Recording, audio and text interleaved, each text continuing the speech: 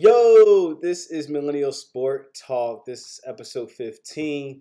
Sorry for the lack of an episode of predictions. I had one of my fellow analysts send out a tweet of his picks, but I didn't get to go through my picks and why I selected who to win in week 3 of the NFL.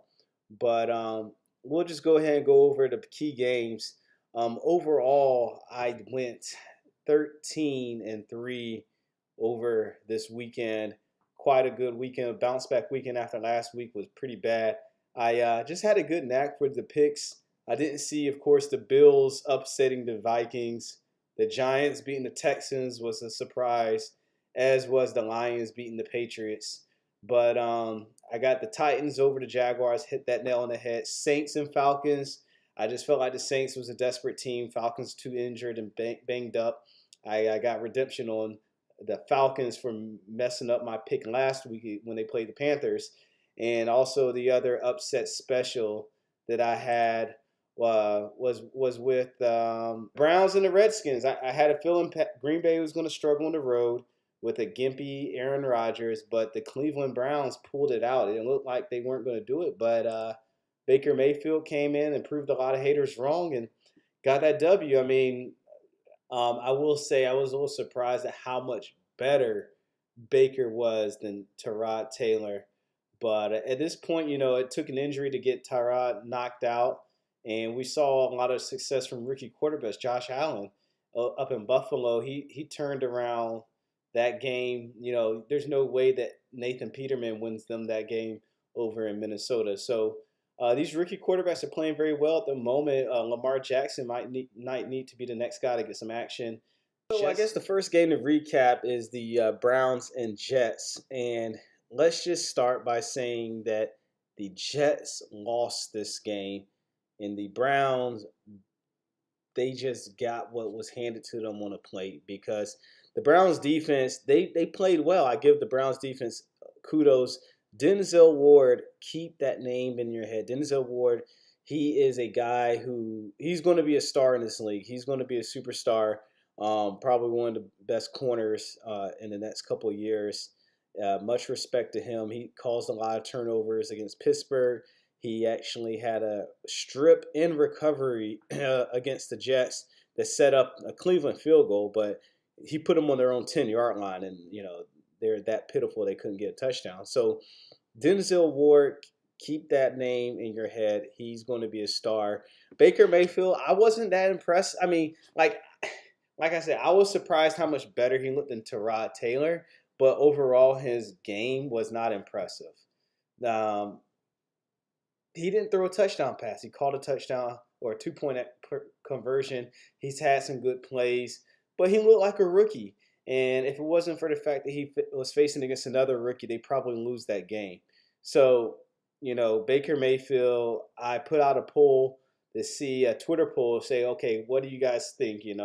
Is this the quarterback of the future, or is he going to finish his career somewhere else? And most of you guys said that he would finish his career somewhere else, about 60%, which was split. Most people believing that he would be done in Cleveland 1 to 3 years. But if you're looking individually between 1 to 3 year career with Cleveland or 4 to 6 year with Cleveland or finishing his career with Cleveland, 40% of you said that he would finish career in Cleveland, which is interesting. I don't really have an opinion on that because I do think at this point Cleveland's willing to settle for a mediocre quarterback. And I think Baker Mayfield can be that Andy Dalton guy, that mediocre, just good enough quarterback that gets Cleveland into the playoff conversation. That's all Cleveland's happy for right now. They just want to be in the conversation and they want to be relevant. And I think Baker Mayfield does give them that. One of the staying in the AFC North, one of the big matchups this week was the Cincinnati Bengals going to the Carolina Panthers. I had a lot of interest in this matchup, rooting for the Panthers, their hometown team, and let's just be honest. Cincinnati Bengals, they were leading the AFC North, and this was the one of that key game that I expected them to lose. Just as far as the Steelers getting back into the playoff picture, and they came out hot. Cincinnati showed that they can and will score points, but at the same time, as long as you keep that pressure up on them, heck, we've seen them collapse before, but I don't think this is a team with Joe Mixon. If Joe Mixon was healthy, I think you see a different story uh, in this game because Joe Mixon's the guy that's going to steady the offense for Andy Dalton. He keeps those linebackers honest. He's a good blocker. He escapes or helps Andy Dalton escape pressure with his ability to catch out the backfield. Joe Mixon is definitely a glue guy. He's a lot of, in a sense, he is a Le'Veon Bell Jr. in what he does for Cincinnati. So with him getting back healthy, I think that makes Cincinnati a legit contender. Um, Maybe not super. I mean, Super Bowl contender, strong word, because I don't think anybody's playing like Super Bowl contenders right now. There's only one team that's doing that. Um, but as far as a playoff team, absolutely, absolutely, Cincinnati looks like a playoff team when Joe Mixon's in there. Without Joe Mixon, you saw what you saw. A Carolina team, Carolina Panthers. It was a very tough challenge for the Cincinnati Bengals. One of the games that was just absolutely bonkers, the Minnesota Vikings versus the Buffalo Bills. And I didn't get a chance to watch this game so much. I was just astonished at the scoreline, but it's amazing that a team so bad and looks so bad can turn it around. And that's one of the things that, a lot of people who aren't accustomed to the NFL or, people get caught up in the storylines all the time. They forget that all these people, all these players are professionals. All of them take pride in what they do. And if you slip up, anybody can beat you. So when a team struggles to beat the Jets one week and then they turn around and beat the Patriots, I'm not that surprised. I'm not. Now, I didn't pick the Bills to win this because I had no faith in Josh Allen. But Josh Allen showed more promise than I expected to see out of him. I mean, really, I think the story of this game is not about the Bills because we know the Bills suck. The story of this game is the Minnesota Vikings, who were incapable of putting up like just the offense itself. I'm not that upset with the defense at this point because it's an offensive league. You signed Kirk Cousins. You gave him $84 million, fully guaranteed, $30 million per year. And this is what you get. You get Kirk Cousins, and that's what Kirk Cousins does. He's hot, he's cold. He's not the guy to take you to the promised land. And the only hope you have of winning a Super Bowl with Kirk Cousins is that he goes on a run like Nick Foles or Joe Flacco, where the guy just gets lucky. He just gets a luck streak at the right time.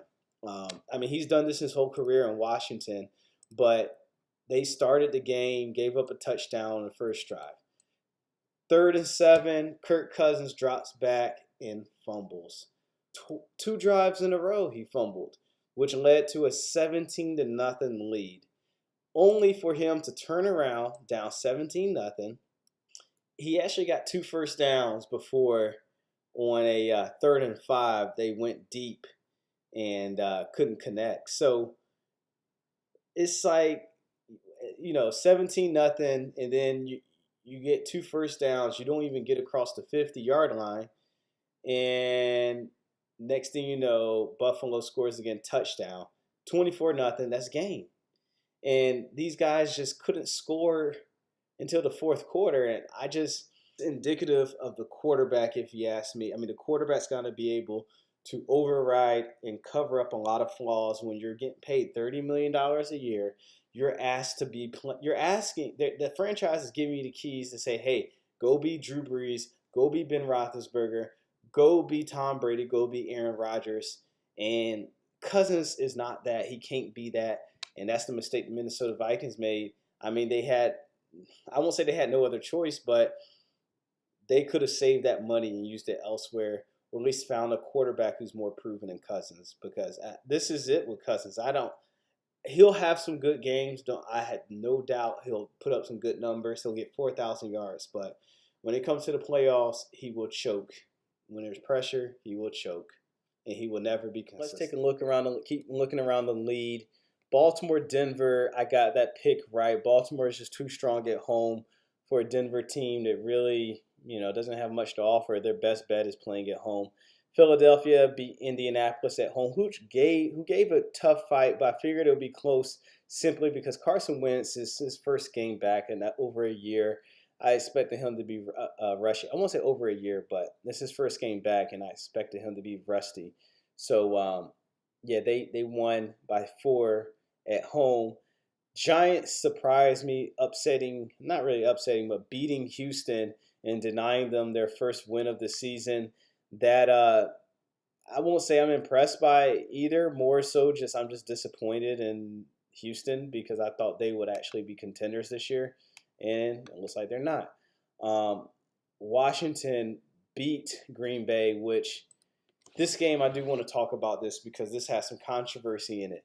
But what I want to make clear is that controversy, I don't think it's not the reason why Green Bay lost. Green Bay lost because Aaron Rodgers was too slow. Aaron Rodgers is too hurt. Aaron Rodgers could not be what Green Bay needs Aaron Rodgers to be, which is Rodgers discount double. No, none of that was going on because in an NFL game, and this is what the Steelers learned, you cannot, you just can't start so slow.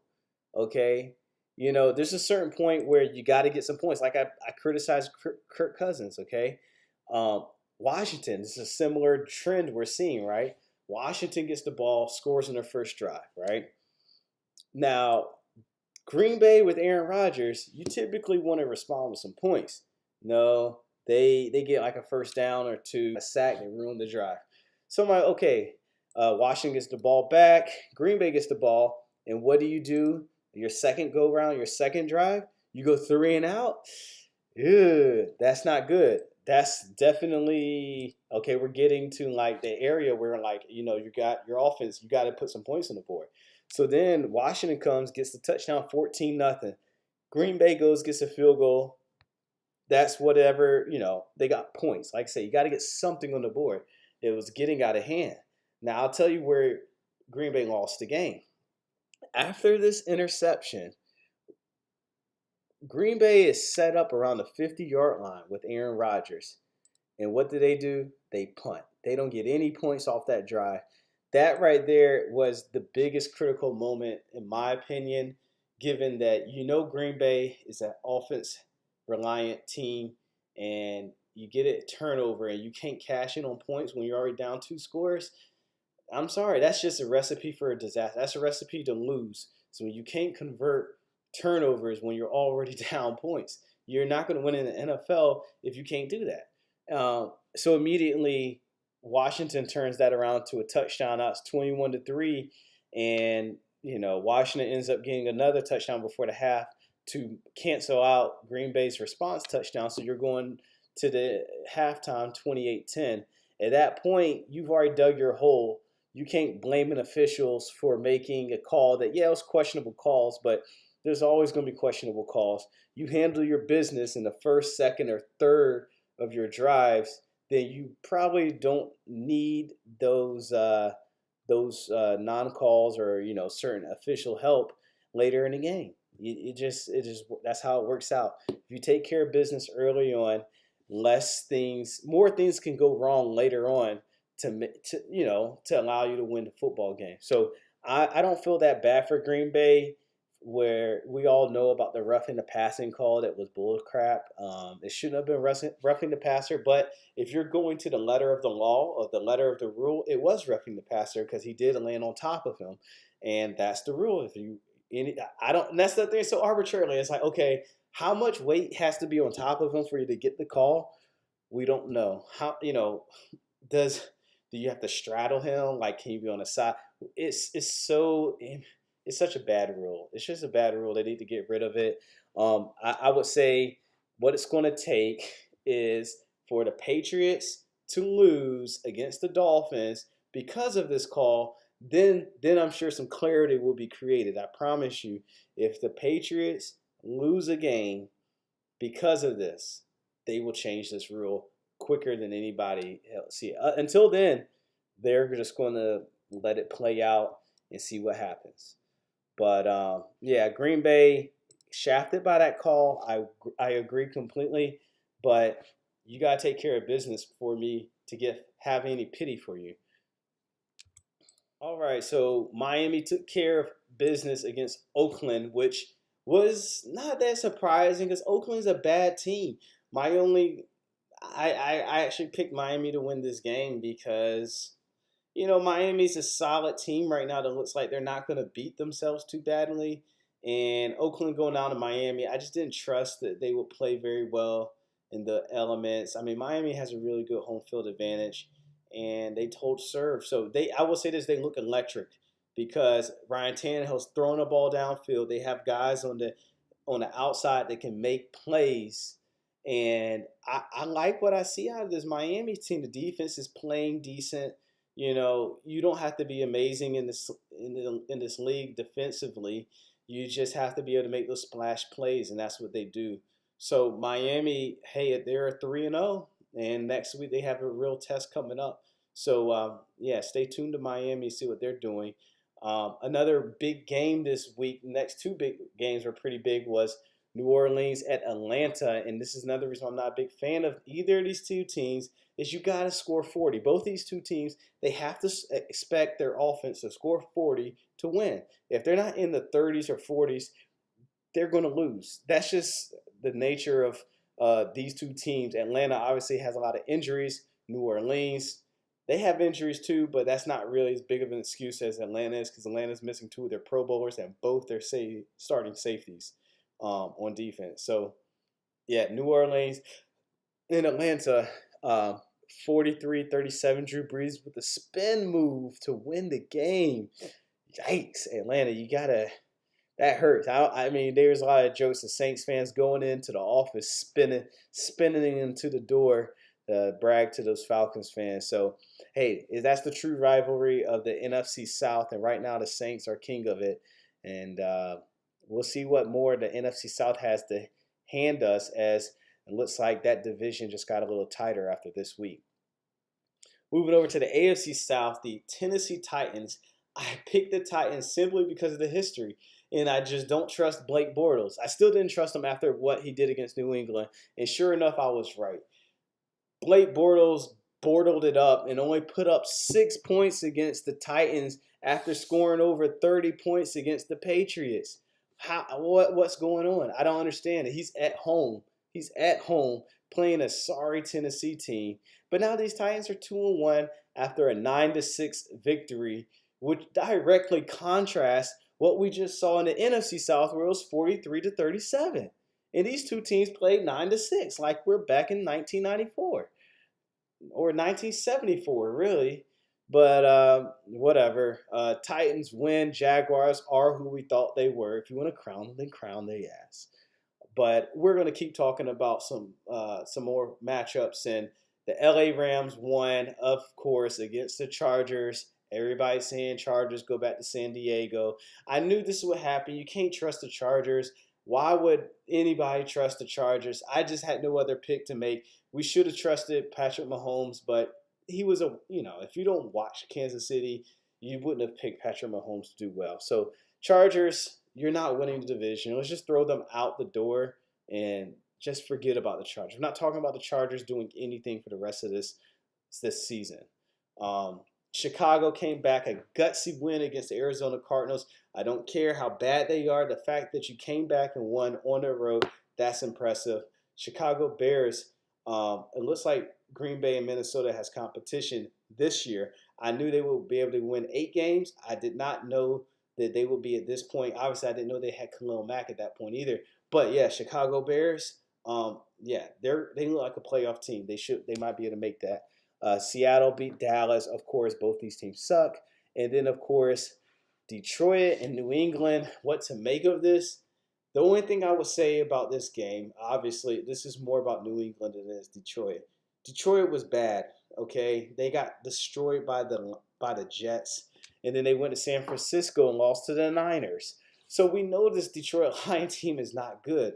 The fact that New England went up there and got beat by basically three score game after beaten by the Jaguars in another 2-score game. I mean, this is something we haven't seen. People throw I was actually reading this guide to, we've seen this before from the Patriots. No, we have not. We have not seen the Patriots get blown out 2-score games in back-to-back weeks like this since 2001 or 2002. I mean, back then they actually had a good defense. They had a young Tom Brady. They don't have that anymore. They don't have either of those. They don't even have. I would argue they might have had better weapons when they had because they had Corey Dillon. They had a good running game. Now they don't have that. This team looks very vulnerable, and Josh Gordon is not going to fix that. I'm sorry, Josh Gordon is not. Julian Edelman maybe, but Josh Gordon, I don't think he can last the entire season. I will keep saying it and keep saying it, but I don't think he can last the entire season for whatever reason. But something's going to happen with him because that's what happens with those type of players. Detroit, sorry guys, I'm not giving you no respect for this win, but New England, they're on. You should be panicking, New England. If it wasn't for the fact that the Miami Dolphins are coming into town, who you absolutely own in New England, I would be panicking. But I do think New England comes back to reality against the Dolphins. But let's just be honest. This feels different. It feels different. And I give Miami a 50-50 chance right now. Right now, before we can get into the rest of the week, Miami has weapons. You cannot focus on one guy.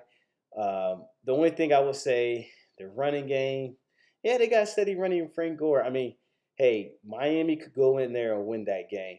Don't count them out. We'll see who my official pick is later on, but might be the game of the weekend, which we have a ton of good games. No, I take that back. It won't be game of the weekend. We have Steelers Ravens next weekend.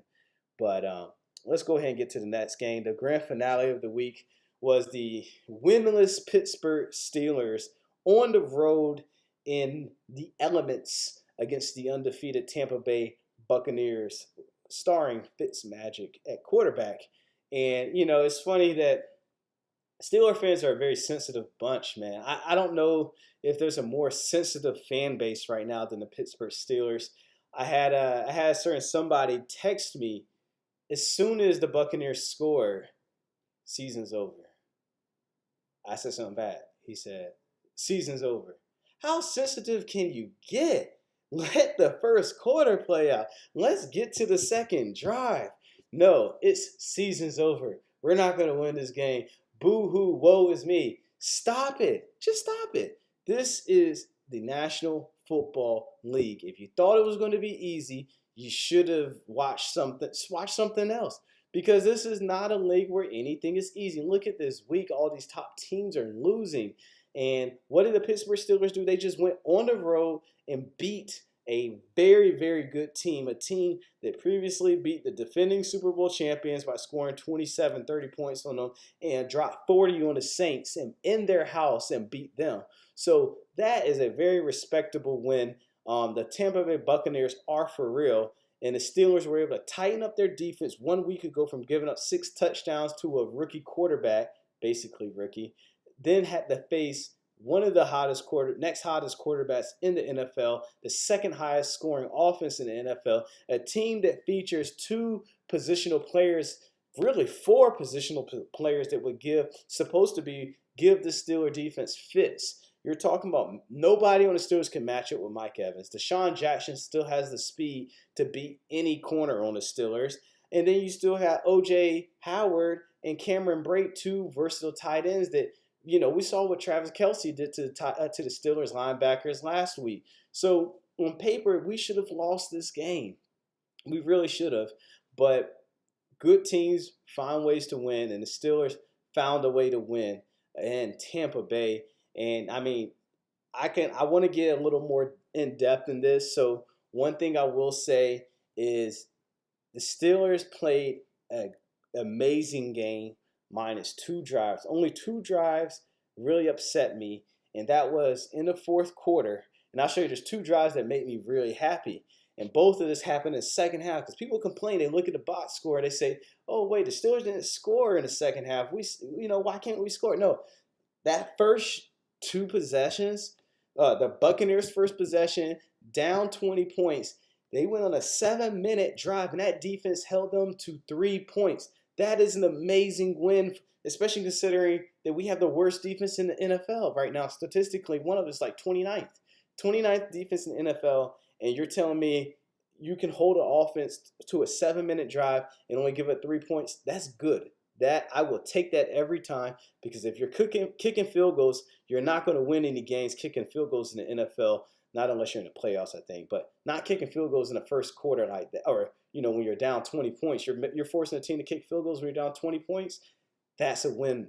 The second thing is, even though we didn't score, and I know we need to iron out these kicking problems, but we responded to that field goal by getting our own offense into field goal territory and kicking a field goal that took 6 minutes.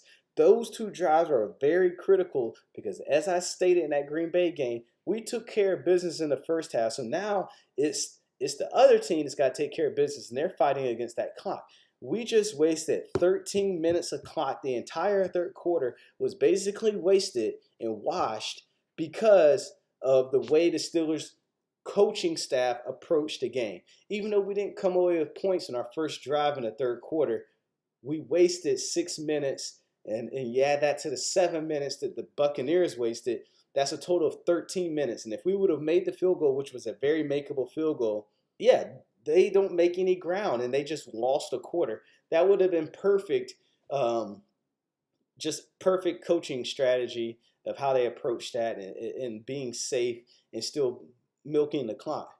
But those are the two drives I liked. The two drives I hated was at the end of the game, we had a chance to seal it with the offense, which is the strongest part of our team, Okay, so minus the special teams blunders, which obviously was a pain in the ass and almost cost us the game, from the punt return that was called back because luckily the Buccaneers held, to the mix-up that we lost like 20, 30 yards because the first time we kicked the ball, we actually pinned Tampa Bay on their 1-yard line, but it was called back because Heyward-Bey was making an illegal shift. The dumbest, easiest avoidable penalty offensively you can avoid is illegal shift. And on a punt, or, it's just mind-blowing how many mistakes Verandas made. 24 penalties total thrown in this matchup. But the drive that really, really upset me, and I'll give you a reason why it's upsetting. So the drives, this is where we're getting into the fourth quarter. Tampa Bay just scored a touchdown. Took 5 minutes to score that touchdown. How do we respond offensively? These next two drives or series really pissed me off. We come in and we have a 5-play yard. We get 1 first down, punt the ball. That's not terrible, but it's disappointing. We punt the ball to them. This is where they started on their 8-yard line. So they have bad field position. But yet we allow them to go on a 9-play, 92-yard drive for a touchdown, mainly because Artie Burns came back on the field and gave up a daggone 24-yard pass to score. Artie Burns just, he gave up another first down earlier to Deshaun Jackson. He's just struggling. He's struggling right now, and they got to figure something out because we really need Artie Burns to be an X factor, to be a strong point in our defense. And he's a weak point dating back to Kansas City game, which is why we lost and gave up 6 touchdowns the way we did. But to respond to that, we went back out there, started running the ball well. Connor went for a 27-yard run. Overall, I'm not that upset at the fact that we punted the football. Oh, this is where that special teams blunder was, because we would have had a perfect job.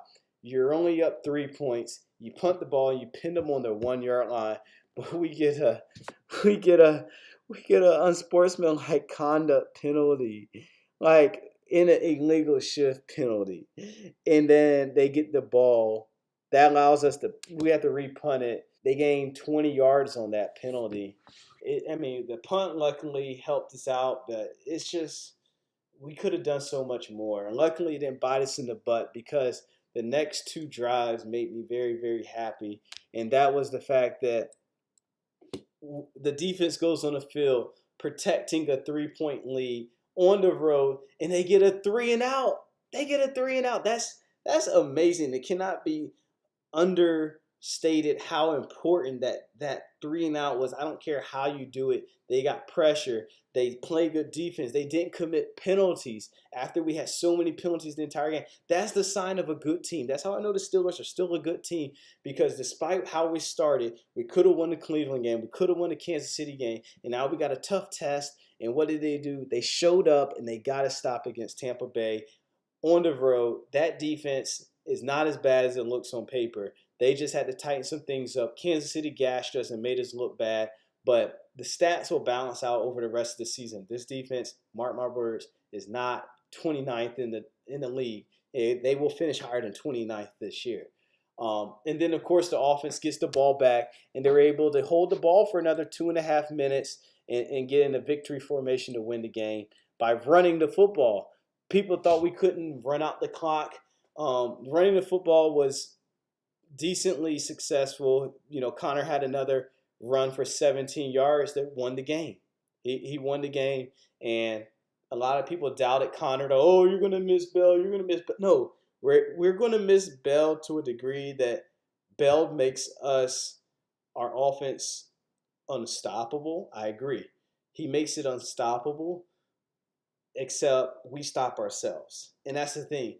Bell's been around for 5 years now, and we've only had him in the playoffs 1 year, and that was last year. And what happened last year? We got smoked by the Jaguars. So you're going to sit here and tell me that we can't win anything with Bell? Well, win anything without Bell? Well, then according to you, we can't win anything with Bell anyways, because we've seen that for the past 3 years we've had Bell in the playoffs, and either he gets hurt, he's not available, his head's not on, and we lose anyways, because it's going to come down to defense, and it's going to come down to Ben protecting the ball. So Bell, I'm sorry, we don't need you. Connor is Connor time.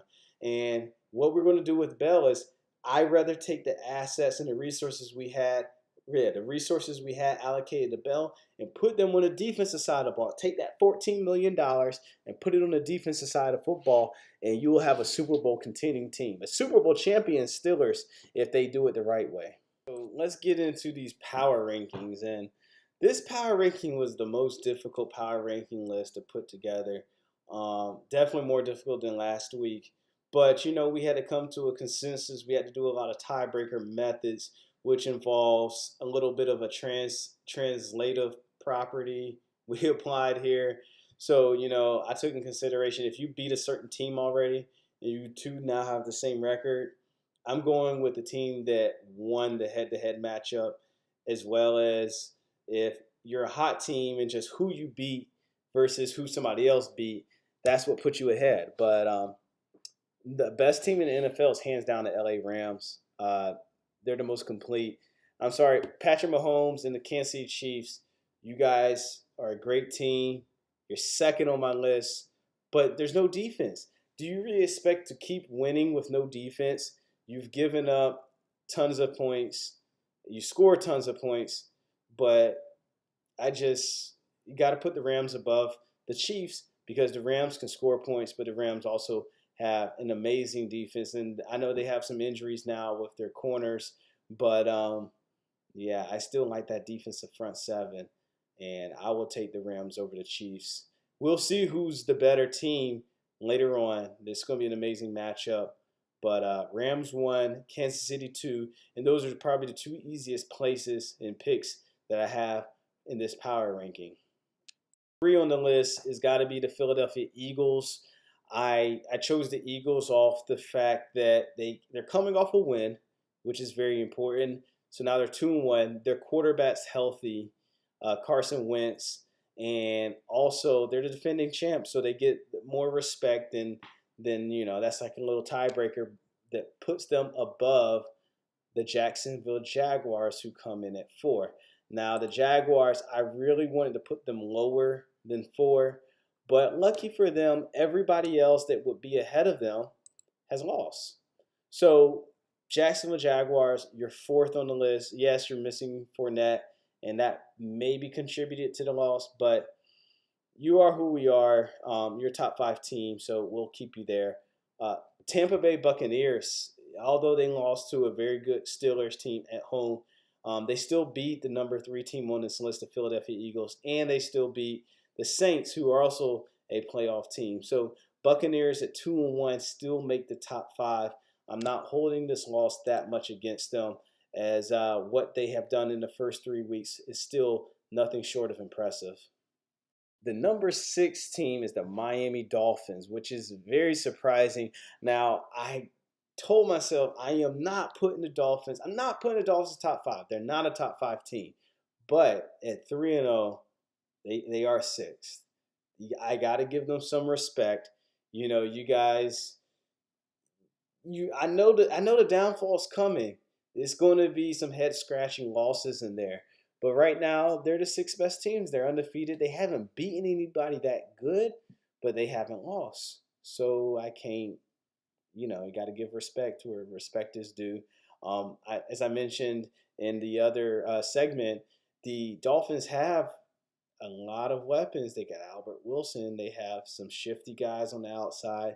They have Frank Gore, some steadiness. Then Kenyon Drake. They have guys that can move the football and score. And Ryan Tannehill's playing very good football at the moment. The defense is playing solid. We'll see what they can do. They have a legit ranking. I'm giving them the opportunity to prove themselves. I'm showing the respect before this key matchup against New England. So if they win that game, they are definitely going into my top five without a question. So as you see, top six of the power rankings: the Rams, Chiefs, Eagles, Jaguars, Buccaneers, and Dolphins have the state of Florida very well represented in there. Very surprising, but yeah, all three Florida teams right now are hot. I mean, you got them rounding out the top six: Jags, Bucks, and Dolphins. So Florida's doing something right. And moving on to the rest of the top 12, we have the Carolina Panthers coming in hot at seventh after their great win against the Cincinnati Bengals, who, that game was I thought it could have been a better play game by Cincinnati, but Carolina, it was a good game. They deserved the win, and they move back up to seventh in the power rankings thanks to that victory over a top 10 team. Baltimore beat the Broncos, who were also a top 12 team last week.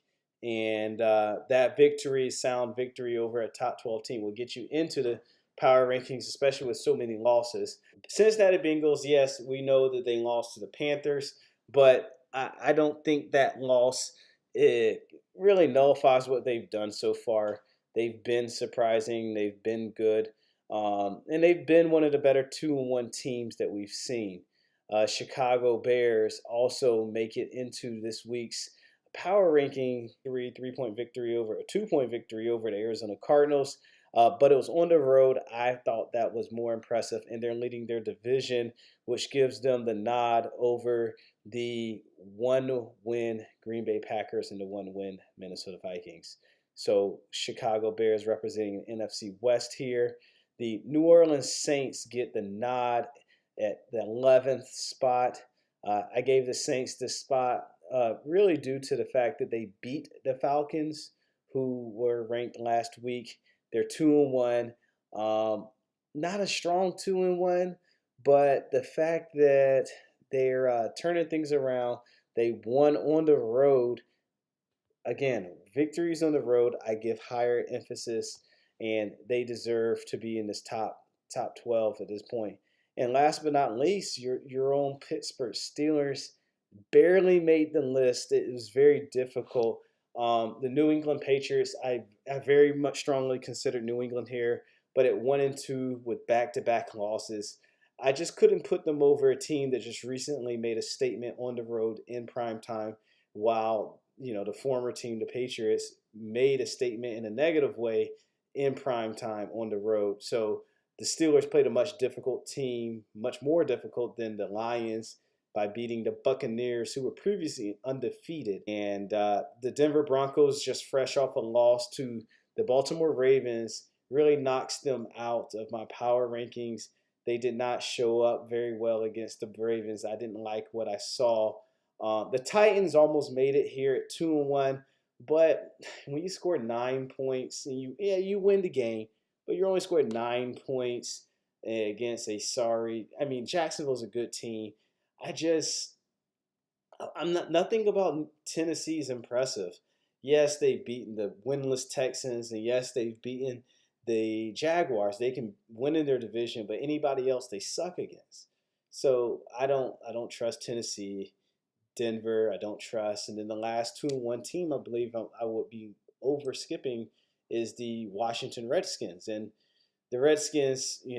They're probably more impressive than the Titans and more impressive than they're probably on par with what the Broncos have done because the Redskins, they played well against Green Bay. I give you that. That was their best victory of the season. But losing that poorly to the Colts and, beating the Cardinals, collectively, I think the Steelers beating the Buccaneers was more impressive on the road than either of those two wins put together. And that loss to the Colts was ugly. And the Steelers' loss came to the second best team in the NFL, a team that is destroying everybody. So really, I think the Steelers are justifiably better team than the Redskins or the Broncos or the Titans. I don't think there's any argument there. So Pittsburgh Steelers round out the top 12 as you see here. We'll do it. That's our recap of the this week's games. It was a fantastic weekend. Now we're getting more news that Le'Veon Bell may actually be on the move, a trade. We'll talk about that later in another episode about possible destinations and how that impacts the rest of the NFL and what truly are all the options in that situation. So until then, share these power rankings. These are the most accurate power rankings you can find. I'm defending my picks. I'm not just putting things out there and making stuff up. You know why I pick these teams. Tell me why I'm wrong. But until then, peace.